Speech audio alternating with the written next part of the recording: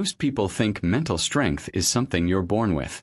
That some people are naturally calm under pressure, while others are simply more emotional or easily overwhelmed. But science tells a very different story. Mental resilience isn't a personality trait. It's a skill. And like any skill, it's shaped quietly by what we do every day. In this video, we'll explore what modern science reveals about mental resilience and emotional balance. How your brain responds to stress, why emotions sometimes feel out of control, and what truly helps people stay steady in an unpredictable world.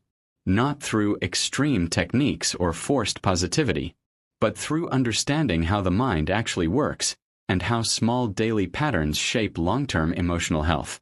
Mental resilience is often misunderstood. It doesn't mean suppressing emotions, staying positive all the time, or pushing through no matter what. From a scientific perspective, resilience is the brain's ability to adapt to stress, recover after emotional strain, and maintain psychological balance over time. Your brain is constantly adjusting itself, rewiring neural pathways based on experiences, habits, and emotional responses. This process, known as neuroplasticity, is the foundation of resilience. In simple terms, the brain becomes better at what it practices. If it practices chronic stress, overthinking, or emotional avoidance, those patterns strengthen. If it practices recovery, reflection, and emotional regulation, those pathways grow instead. Stress itself isn't the enemy. In fact, short-term stress can sharpen focus, improve performance, and help us respond to challenges. The problem begins when stress becomes constant. When the brain stays in a state of alert without enough recovery. When this happens, the amygdala, the brain's threat detection center, becomes overactive. At the same time, the prefrontal cortex, responsible for reasoning, emotional control, and decision-making, becomes less effective. This imbalance explains why prolonged stress often leads to irritability, emotional fatigue, poor concentration, and impulsive reactions. So what does this mean in real life? It means emotional struggles are not a personal failure. They're often a biological response to an overloaded nervous system. Many people believe emotional balance means feeling calm all the time.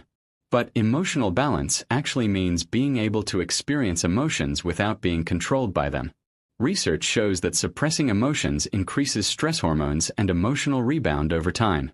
On the other hand, acknowledging emotions without judgment reduces their intensity and duration. This is why practices like mindfulness and reflective awareness are so effective. They don't eliminate emotions. They change how the brain processes them. By noticing emotions instead of fighting them, the brain learns that discomfort is temporary and manageable. Over time, this rewires emotional responses, creating greater stability and clarity. Mental resilience isn't built in moments of crisis. It's built quietly through daily habits that most people underestimate. Sleep quality directly affects emotional regulation. Chronic sleep deprivation weakens the brain's ability to manage stress and negative emotions. Physical movement improves mood not just psychologically, but chemically, by increasing neurotransmitters linked to calmness and emotional clarity. Social connection, even brief meaningful interactions, reduces perceived stress and improves emotional regulation. And consistent routines give the brain a sense of predictability, which reduces baseline anxiety. None of these habits are dramatic, but together, they create an environment where resilience naturally grows. Over time, emotional balance influences far more than mood. It affects physical health, immune function, relationships, and decision-making. Studies show that individuals with higher emotional resilience experience lower rates of burnout, anxiety disorders, and stress-related illnesses. They also tend to recover faster after setbacks and maintain healthier long-term habits. In other words, mental resilience doesn't just help you survive stress. It improves how you live, adapt, and grow over time. So what can you take from this, realistically and sustainably?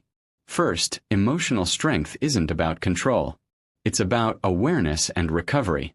Second, prioritize sleep and basic routines before chasing complex solutions. They form the foundation of emotional regulation. Third, allow emotions to exist without labeling them as weakness. Acknowledgement reduces their power. Fourth, Small daily habits shape mental health more than occasional big efforts. And finally, resilience is not built by avoiding stress, but by learning how to return to balance after it. Mental resilience isn't something you achieve once and keep forever. It's a process, shaped quietly by how you treat your mind each day. Health, in the end, is rarely about dramatic change.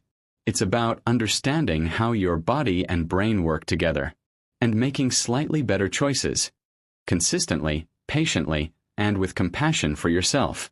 Because emotional balance isn't about becoming unshakable. It's about becoming adaptable in a world that never stops changing.